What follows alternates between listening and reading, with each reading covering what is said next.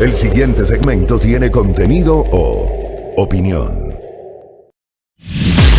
La entrevista en A Primera Hora. Analizamos los hechos del momento junto a sus protagonistas.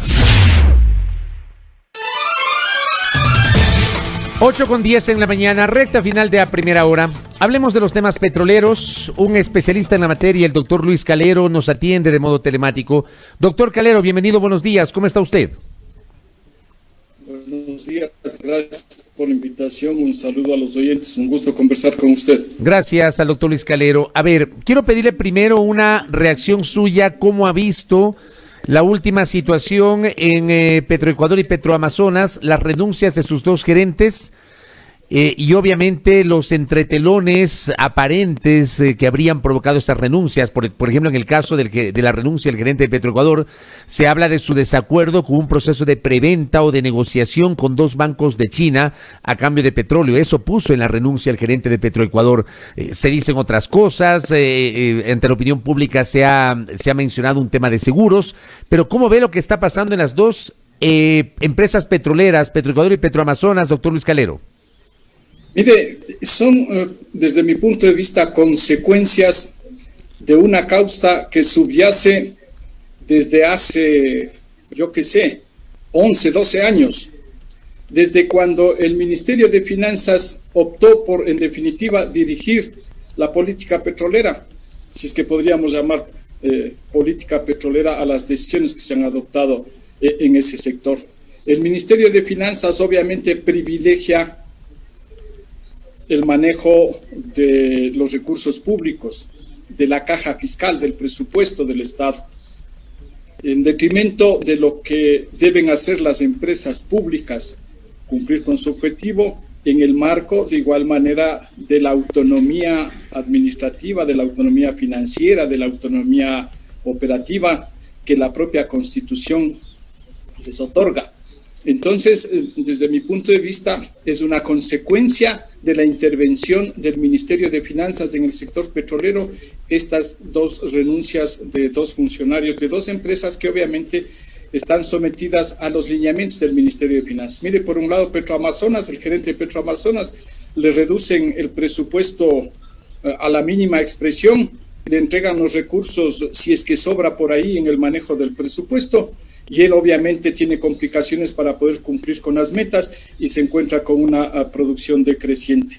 Por el otro lado, en Petroecuador, el Ministerio de Finanzas, en sus acuerdos con organismos internacionales, en acuerdos con prestatarios bilaterales, trata de imponer algunas condiciones para los contratos comerciales en el caso de Petroecuador. Entonces, las renuncias de estos dos funcionarios yo las inscribo en ese escenario. En ese escenario también, doctor Luis Calero, ¿usted está de acuerdo con el proceso de fusión de las dos empresas petroleras?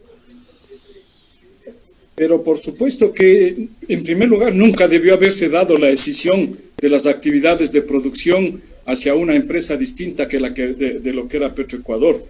Obviamente que el gobierno que tomó esa decisión tenía unas prioridades, tenía un esquema para disponer de toda el volumen de producción de crudo para poder transarlo precisamente con China y con algunos otros países, algunas empresas públicas que podían proporcionarle créditos y anticipos en las famosas preventas. Digo, entonces, lo lógico, lo obvio era integrar la actividad de producción a la empresa matriz, a Petroecuador, que mantenía todas el resto de actividades de la industria hidrocarburífera. Solo que la decisión adoptada me parece totalmente incorrecta en la medida en que se concedieron 20 meses de plazo para que se produzca la fusión. Mire usted, la decisión se dio en cuestión de 30 días. Y el proceso de fusión debió haber sido tan rápido como que en 60 días debía estar integrada. Y digo yo, con un mecanismo, por ejemplo, Petroamazonas debió pasar a ser una filial de Petroecuador. manteniendo sus operaciones, manteniendo su estructura y en el camino ir corrigiendo las deficiencias o excesos de personal que pudieran existir. Eso querría decir, perdón que le interrumpa, eso querría decir que usted estaba de acuerdo con el esquema anterior donde teníamos a Petroecuador y teníamos 3 filiales, Petrocomercial, Petroproducción y Petroindustrial. ¿Ese esquema debió haberse mantenido o no, doctor Calero? Definitivamente que debe haberse mantenido. Entonces Petroecuador era una especie de holding que gobernaba, que manejaba a unas empresas filiales y cada una con su especialización, producción de petróleo, industrialización, refinación, industrialización y la parte de comercialización y transporte de derivados. Era un esquema ideal, fue producto de un trabajo de consultoría y participación de funcionarios locales que generó ese esquema. Para mí era el ideal. De alguna manera subsistió Petroamazonas como filial de Petroecuador antes del 2012 que se decreta la escisión de las actividades de producción de Petroecuador para que las asuma totalmente Petroamazonas. Y mire usted lo ilógico del asunto, se reproduce algo que sucedió hace muchos años, allá a inicios de los 70, cuando el doctor Velasco Ibarra crea la entonces Corporación Estatal Petrolera Ecuatoriana, CEPE, y la crea y se olvidan de establecer la fuente de financiamiento para esa empresa. Y a la vuelta de la esquina, la empresa simplemente dejó de funcionar, vino el gobierno, la dictadura del general Rodríguez Lara, volvió a crear CEPE, le dio presupuesto. ¿Qué ha sucedido con Petroamazonas? Que se la crea sin fuentes de financiamiento y tiene que estar a la cola en el Ministerio de Finanzas esperando las asignaciones presupuestarias. Eso no puede ser.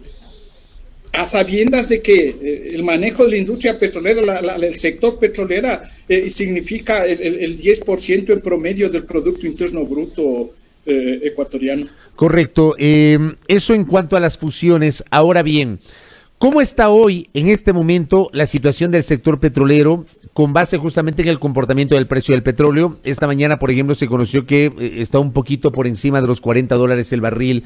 ¿Cómo ve usted el comportamiento del petróleo a esta hora, doctor Luis Calero? No podemos hacer abstracción para el análisis interno de lo que sucede afuera, de lo que sucede internacionalmente, mundialmente. Obviamente que la pandemia tiene que ver directamente con los problemas que existen en este momento a nivel mundial en el sector petrolero.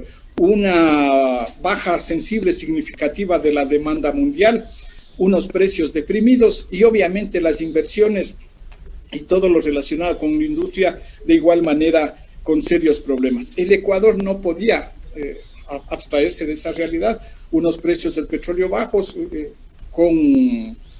generando un nuevo déficit o un nuevo elemento para el déficit de la caja fiscal y obviamente con una producción que no termina ni siquiera de estabilizarse y peor aún de incrementar, con una razón básica y fundamental: no se respeta la autonomía económica de la empresa y el Ministerio de Finanzas le da a cuentagotas los recursos para que pueda operar de alguna manera la empresa. ¿Cómo puede Mire, la industria petrolera y en especial la fase de exploración y de explotación es intensiva en capitales.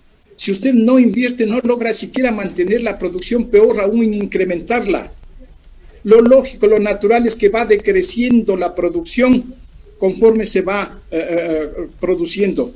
Los yacimientos van decayendo en la producción de petróleo. Entonces hay que invertir para mantener las tasas actuales y con mayor razón si se pretende un incremento de producción. Entonces, si usted no le dota de los recursos a la empresa petrolera y por el contrario le quita recursos, le disminuye presupuesto, obviamente no se puede pedir que las empresas actúen conforme a los presupuestos establecidos. ¿Qué dice la proyección del comportamiento del precio del barril de crudo, doctor Calero?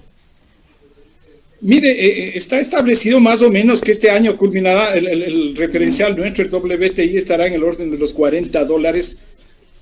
No se espera para el próximo año un incremento significativo, todo depende de la solución del problema sanitario a nivel mundial y con ello una reactivación de la economía, que con excepción de China vemos que el asunto está lento, vemos el recrudecimiento de la pandemia en Europa, en los propios Estados Unidos, cada día con récords de contagios, de muertes, etcétera. Mientras no se solucione ese problema básico, de igual manera la demanda y la producción petrolera tendrán que estar siempre deprimidas y consecuentemente los precios del petróleo, digo, no se avisora que para el 2021 vayan a tener un incremento significativo. Correcto. Quiero aprovechar la gentileza del doctor Luis Calero de atendernos en esta mañana. Él es especialista en los temas petroleros, para pedirle una opinión, conforme lo hemos hecho en estos días en este espacio, recibiendo diversas voces, una opinión, digo, sobre el proceso vinculado al caso Zingue que se tramita en la Corte Nacional de Justicia. Se insiste en que no hay perjuicio para el Estado, que el Estado ha ganado durante 4 años, entre 2012 a 2016, 132 millones de dólares en beneficios, que eso es lo que ha recibido el Estado, que la renta ha sido del 128%, que la empresa privada o el consorcio privado, adjudicatario del contrato para el campo Zingue, no ha recibido recursos, que prácticamente no ha recuperado sus inversiones. ¿Cuál es su opinión sobre el tema del campo Zingue, doctor? En esta parte permítame unas 2 premisas básicas. La una es la de que yo tengo algunos amigos y conocidos que están involucrados en el tema, lo cual obviamente lamento sobremanera. Y lo otro es de que yo no soy fiscal, no soy acusador, no soy juez, tampoco soy abogado de ninguna de las partes que están comprometidas en el tema, porque cada uno entonces tiene su visión, tiene su interés y su versión está sesgada en función de los intereses que defiende o que patrocina. La mía entonces es una visión que trata de enmarcarse en lo que yo diría debería ser desde mi óptica el interés nacional y la ética pública. Con ese antecedente, con esas premisas, permítame señalarle que para mí más es lo que no se ha dicho que lo que se ha dicho en el caso Zingue. Que las líneas de investigación, que los informes de la Contraloría, yo no conozco las conclusiones, no conozco la motivación de la Fiscalía, los indicios que ellos procesaron o con los que fundamentaron las imputaciones a los procesados. Pero yo digo, más es lo que no se ha dicho que lo que se ha dicho. ¿Qué dudas? Mucho más.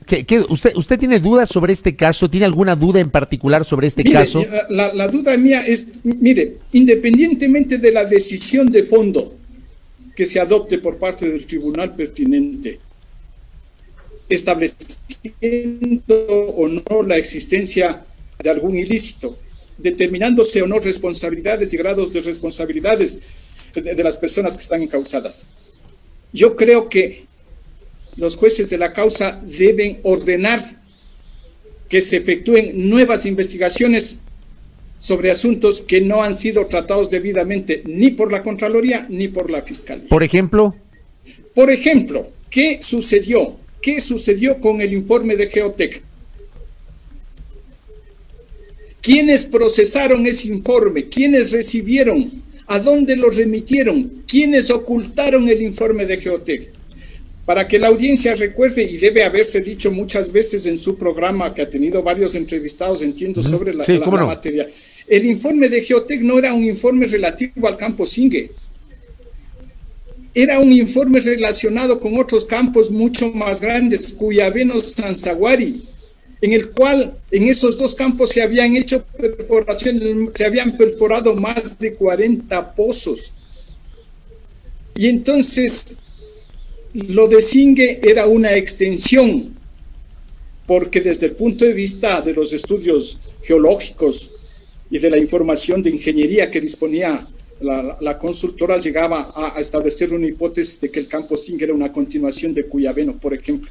Entonces, ese informe que le costó millones de dólares al país, vía Petroecuador, vía Petroproducción, que tuvo la participación de funcionarios de Petroproducción en el procesamiento de ese informe, no puede ser que simple y llanamente termina como un documento sin firma de responsabilidad, etcétera, etcétera.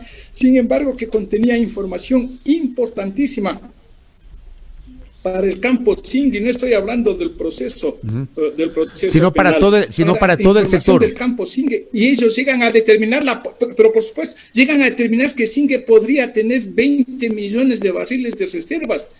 Y entonces los funcionarios, y mire usted, ¿cómo es que teniendo esa información, informe del 2009, el gerente de Petroecuador o presidente ejecutivo esa fecha de Petroecuador, cuando la Secretaría de Hidrocarburos le dice, mire, estos bloques, entre ellos Singue, ya no están bajo el sistema de contratos de campos marginales. ¿Le interesa a Petroecuador continuar con la operación?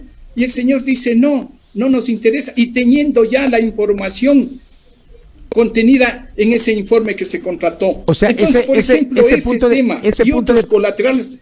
Perdón que le interrumpa, doctor. Ese punto de partida que usted señala, porque, por ejemplo, aquí se ha dicho en varias ocasiones, algunos entrevistados lo han hecho, que Petroecuador y Petroamazonas en su momento, creo que esto fue en 2012, declararon que no les interesaba la explotación del campo Singue y por eso salió a licitación el campo Singue. ¿A usted le parece llamativo que Petroamazonas y Petroecuador hayan declarado que no les interesaba explotar el campo Singue? Teniendo la información desde 2009, que decía inclusive la posibilidad de que Cuyabeno y Singue sean una sola estructura.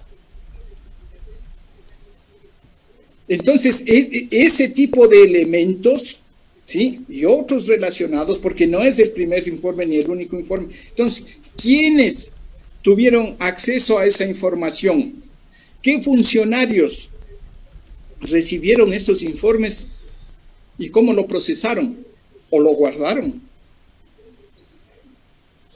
Porque la historia de Singue es muy sinuosa desde el año 2008. ¿Por qué sinuosa desde el 2008, doctor? Porque, mire, se firmó un contrato con un consorcio, el consorcio amazónico, bajo la modalidad de campos marginales, y ese consorcio no invirtió $1. Luego, por disposición de la ley reformatoria, la ley de hidrocarburos, debía pasar a ser un contrato de prestación de servicios con tarifa fija. Y resulta que una de las empresas que integraba ese consorcio, el inicial, luego fue adjudicataria de la licitación bajo la modalidad del contrato de servicio, de prestación de servicios. ¿Sí? Entonces, ¿cómo es que, inclusive existiendo información interna en Petroecuador, que solicitaban la caducidad del contrato, porque la empresa no había cumplido con las inversiones a las que se comprometió, simple y llanamente se dio una especie de renegociación que fracasó, entre comillas, y luego pasaron a la nueva modalidad? Es decir, hay muchos cabos sueltos, hay que unir los dos tipos de contratos, las dos fases, y ahí existen algunos elementos que podrían generar muchas sorpresas, porque existen personas que participaron en un proceso y en el otro proceso. Déjeme trasladarle un par de aportes de los oyentes, porque también estamos transmitiendo por Facebook Live, tenemos señal de radio también por Facebook Live, y recibo un par de mensajes sobre el tema. Me dicen, y le traslado a usted, doctor Calero, el informe de Geotec no es un informe válido, lo dice Petroamazonas, la técnica internacional no le da valor porque no incorpora información de pozos ni de inversión. Y por acá otro mensaje me dicen, Geotec no es un informe de certificación de reservas, ya lo ha dicho Petroamazonas, lo ha informado a la Fiscalía, el propio testigo de la Fiscalía ha dicho que ni siquiera tiene firma de responsabilidad, es un informe de sísmica, esos documentos no certifican reservas, y acá tengo otro, en ningún contrato petrolero de ninguna empresa se han usado los informes de Geotec, porque no son informes de certificación. ¿Qué le parece a usted estas reflexiones que estoy recibiendo en este momento, doctor? Sí, entiendo que son dos de los encausados o abogados de los encausados los que hacen estas preguntas, porque las he oído en esta emisora y en varias otras, y en redes les he escuchado permanentemente. Mire, el asunto claro y terminante es que Petroamazonas no es tampoco una entidad oficial para poder establecer qué empresa encargada o dedicada a asuntos de sísmica, etcétera, eso no es competente, tiene o no tiene certificaciones, etcétera. Más aún, los requisitos que utiliza Petroamazonas son posteriores a los hechos que estamos hablando. Se están refiriendo a un reglamento del año 2017, cuando estos hechos sucedieron entre 2010 y 2012. Primer punto. Segundo punto, son las empresas operadoras. Y las empresas operadoras, entre ellas incluye las empresas públicas, las que tienen la obligación de informar a la autoridad de control hidrocarburífero todos los detalles, todos los estudios, todos los hallazgos que realicen, que efectúen en los procesos en la ejecución de los respectivos contratos, en la operación de los campos.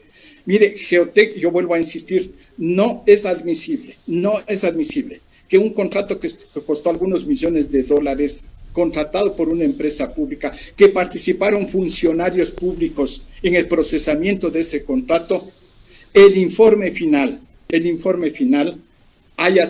se haya diluido, haya desaparecido. Y aparece posiblemente, no dudo que pueda ser así o no descarto, que haya aparecido una copia simple, sin firma de responsabilidad. Y eso obviamente no puede ser prueba en un juicio. ¿De quién es Pero la esa responsabilidad? era función, discúlpeme, esa era función de la Fiscalía entonces y de la Contraloría, verificar la existencia o no de un informe, del informe original, del informe oficial, y cuál fue el procesamiento que dieron en su momento Petroecuador, Petroproducción y aún Petroamazonas. Con esto cierro, doctor Calero, en honor al tiempo, pero ¿quién debería responder por ese informe de Geotec que usted señala? ¿El Ministerio de Energía, Petroecuador? ¿Quién debería responder por eso? Mire, licenciado, yo le dije hace un momento, para mí una decisión judicial, independientemente de que resuelva el problema de fondo a favor, en contra de fulano, de sutano, existencia o inexistencia de delito, debe ordenar, debe disponer la investigación de estos asuntos que, por ejemplo, estamos señalando. Este rato yo no puedo establecer, si hay una entidad responsable inicialmente, obvio que es Petroecuador, y su unidad que era, o su filial que era Petroproducción, obviamente que son las responsables de ese documento, y ellos procesaron o no procesaron, enviaron o no enviaron a la entonces Secretaría de Hidrocarburos, que reemplazó, a la Dirección Nacional de Hidrocarburos, porque era su obligación remitir, e internamente procesaron o no procesaron en las unidades correspondientes a fin de determinar la conveniencia para el Estado ecuatoriano, para Petroecuador, de operar en esas condiciones el campo Singue. Correcto. Doctor Calero, gracias por esos aportes que usted nos acaba de proporcionar para el debate público en torno a los temas hidrocarburíferos. Que tenga usted buen día, doctor. Gracias por la invitación. A usted, muy amable. El doctor Luis Calero, especialista en materia petrolera. 8 de la mañana con 30 minutos en A Primera Hora a través de la señal de Majestad Radio y Majestad Televisión.